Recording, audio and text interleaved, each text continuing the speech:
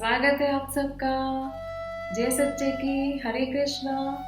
उम्मीद करती हूँ आप सब अपने घरों में सुख से होंगे, आनंद से होंगे, स्वस्थ होंगे। सावन महीना, सावन मास अपने आप में ही अद्भुत और पावन महीना है और इस माह में पड़ने वाले कुछ विशेष दिनों का महत्व दुगना हो जाता है, दुगना फल देने वाला हो जाता है। करुणा निधान ने हजारों वर्ष पूर्व कलियुग के समस्त जीवों का उद्धार करने के लिए बहुत ही सरल और सुगम उपाय बताए हुए हैं, जिनको अपनाकर हम अपने अध्यात्म की कठिन यात्रा को सरल बना सकते हैं और अपने बुरे कर्मों से मुक्ति पा सकते हैं। ऐसे ही उपायों में श्री हरि का सर्वश्रेष्ठ प्रिय उपाय है एकादशी का व्रत। जी हाँ, हमारे विघ्नों को हरने वाली और हमारे सभी कार्यों को बनाने वाली, हमारी कामनाओं को पूर्ण करने वाली कामिका एकादशी का व्रत आ गया है। तो चलिए सुनते हैं कामिका एकादशी की तिथि, उसके व्रत नियम और उसकी कथा के बारे में। आइए सुनते हैं। इस एकादशी को पवित्रा एकादशी के नाम से भी जाना जाता है। पुराणों के अनुसार इस दिन भगवान विष्णु के उपेंद्र स्वरूप की पूजा कर हम अपने कष्टों और परेशानियों से मुक्त हो सकते हैं। यह दिन खुशियां और समृद्धि लाने वाला होता है। समृद्धि का तात्पर्य खाली धन धान्य से नहीं है। संत लोग तो कहते हैं कि जो व्यक्ति, एक साधारण व्यक्ति यदि धनी नहीं है लेकिन वो सद्भावना और सात्विक विचार से परिपूर्ण है, तो ऐसा व्यक्ति सात्विक विचारों से समृद्ध और सात्विक ऊर्जा से समृद्ध होता है। ऐसे व्यक्ति को भी हम समृद्ध ही कहेंगे, भले ही उसके पास धन की कमी हो, लेकिन वो सद्विचारों से परिपूर्ण है, समृद्ध है।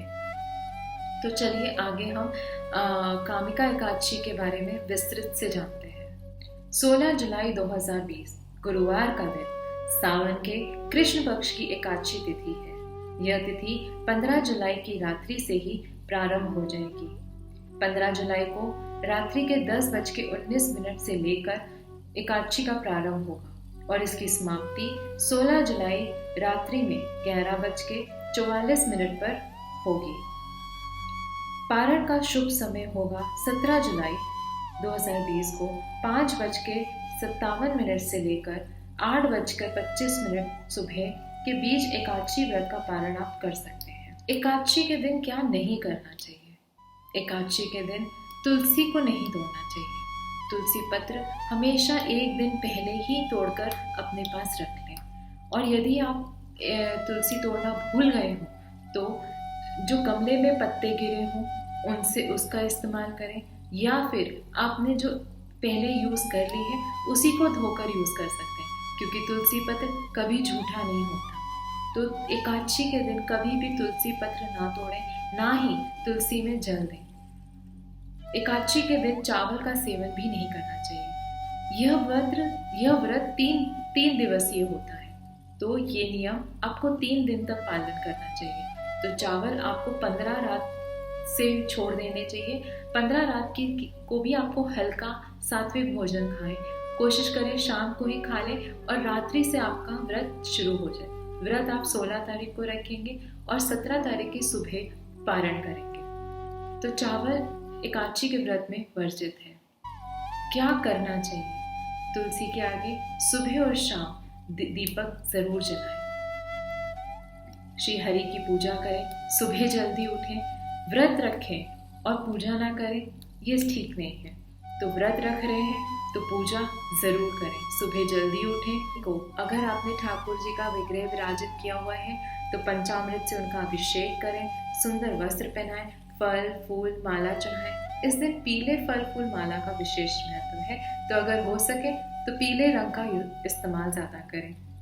तुलसी जी के आगे घी का दीपक जलाएं, मंदिर में दीपक प्रज्वलित करें और जितना हो सके उस हरि का नाम जाप करें। जो रुचे, कोई एक नाम, कोई एक मंत्र, गुरु मंत्र है तो गुरु मंत्र जपें, खूब जपें। और विष्णु सहस्त्र नाम का पाठ आप कर सकते हैं इस दिन, क्योंकि ये गुरुवार के भी दिन पड़ रहा है और विष्णु भगवान का दिन भी है, तो विष्णु सहस्त्र नाम पढ़ नहीं सकते तो ऑनलाइन अपना यूट्यूब पे भी सुन सकते हैं। लेकिन बहुत ज़्यादा की सोच में यह बहुत ज़्यादा की सोच से घबरा कर थोड़ा भी ना करना समझदारी नहीं है। इसीलिए अपने छोटे मोटे भाव को अपनी पूजा और जप तप का रूप देकर कुछ छोटी मोटी आराधना प्रार्थना करिए और ये विश्वास रखिए कि वो हरि, वो श्री कृष्ण, वो बंसरी वाला हम सब की प्रार्थनाएं सुन रहे हैं, सुनेंगे और सुनते आए हैं। तो इस विश्वास के साथ इस व्रत का पूर्ण श्रद्धा से पालन करें। सुबह और शाम तुलसी माँ के आगे, तुलसी जी के आगे दीपक जरूर जलाएं। एकादशी में रात्रि का जागरण भी बहुत महत्व देने वाला होता है। तो यदि आपका स्वास्थ्य आपको अलाउ करे, जितना बन सके थोड़ी देर रात्रि का जागरण उस हरि के नाम जरूर करें और एक सुंदर दीपक का दान करें। सावन की कृष्ण पक्ष की एकादशी है, इसीलिए इसका अद्भुत महत्व है। शिव पुराण के कोटि रुद्र संहिता के अनुसार भगवान भोलेनाथ स्वयं कहते हैं कि कृष्ण पक्ष में पड़ने वाली एकादशी उन्हें अत्यंत प्रिय है और इस व्रत को करने से काशी विश्वनाथ बहुत प्रसन्न होते हैं। इस व्रत को करने से सभी पापों का नाश हो जाता है और सौभाग्य में वृद्धि होती है। यह अति शुभ फल देने वाली एवं विघ्नों को हरने वाली एकादशी है। तो बोलिए एकादशी व्रत की जय। एक विशेष बात, इस दिन कर्क संक्रांति भी है, तो सुबह सूर्य भगवान को जल जरूर अर्पित करें।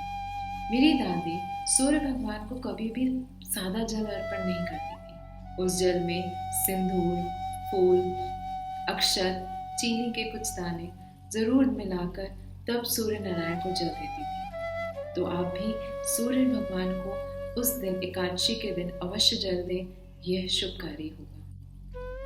तो चलिए मिलकर सुनते हैं कामिका एकादशी की व्रत कथा। महाभारत काल में एक समय में कुंती पुत्र धर्मराज युधिष्ठिर ने श्री कृष्ण से कहा, हे भगवान, कृपा करके मुझे श्रावण कृष्ण एकादशी का नाम और महत्व बताइए। श्री कृष्ण ने कहा कि हे युधिष्ठिर, इस एकादशी की कथा एक समय स्वयं ब्रह्मा जी भी देवर्षि नारद जी से कह चुके हैं, अतः मैं तुमसे वही कहता हूँ। नारद जी ने ब्रह्मा जी से श्रावण मास के कृष्ण पक्ष की एकादशी की कथा सुनने की इच्छा जताई थी। उस एकादशी का नाम, विधि और महत्व जानना चाहा। ब्रह्मा जी ने कहा, हे नारद, श्रावण मास की कृष्ण एकादशी का नाम कामिका एकादशी है। इस एकादशी का व्रत को सुनने मात्र से वाजपेय यज्ञ का फल मिलता है। इस तिथि पर शंख, चक्र एवं गदाधारी श्री विष्णु जी की पूजा होती है। उनकी पूजा करने से जो फल मिलता है उसे सुनो। गंगा, काशी, नैमिषारण्य और पुष्कर में स्नान करने से जो फल मिलता है वह फल विष्णु भगवान के पूजन से भी मिलता है। सूर्य एवं चंद्र ग्रहण के समय कुरुक्षेत्र और काशी में स्नान करने से, भूमि दान करने से, सिंह राशि के बृहस्पति में आने के समय गोदावरी और गंगा नदी में स्नान करने से भी जो फल प्राप्त नहीं होता वह प्रभु की भक्ति और पूजन से होता है। पाप से भयभीत मनुष्यों को कामिका एकादशी का व्रत अवश्य करना चाहिए। एकादशी व्रत से बढ़कर पापों के नाशों का कोई उपाय नहीं है। स्वयं प्रभु ने कहा है कि कामिका व्रत से कोई भी जीव कुयोनि में नहीं जन्म लेता। जो इस एकादशी पर श्रद्धा भक्ति से भगवान विष्णु को तुलसी पत्र अर्पण करते हैं वे समस्त पापों से दूर रहते हैं। हे नारद, मैं स्वयं श्री हरि की प्रिय तुलसी को सदैव नमस्कार करता हूँ। तुलसी के दर्शन मात्र से ही मनुष्य के समस्त पाप नष्ट हो जाते हैं और इसके स्पर्श से मनुष्य पवित्र हो जाता है। कामिका एकादशी की रात्रि को दीपदान तथा जागरण के फल का महत्व चित्रगुप्त भी नहीं बता सकते।